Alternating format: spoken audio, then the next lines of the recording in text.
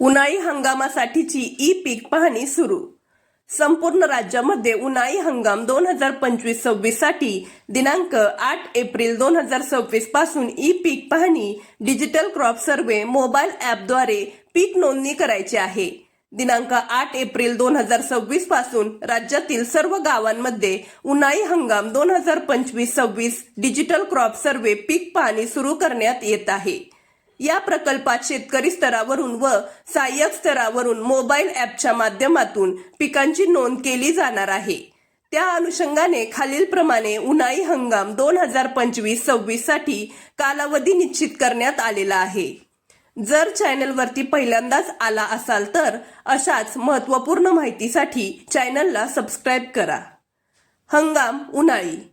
शेतकरी स्तरावरील पीक पाहणी कालावधी 8 एप्रिल 2026 ते 24 मे 2026.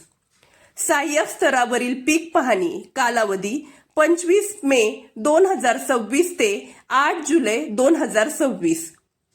डिजिटल क्रॉप सर्व्हे अंतर्गत 100% ई पीक पाहणी नोंद करणे बंधनकारक आहे. उन्हाळी हंगाम शेतात उभे असलेले पीक, कायम पड अथवा चालू पडलेल्या जमिनींची नोंद करणे गरजेचे आहे.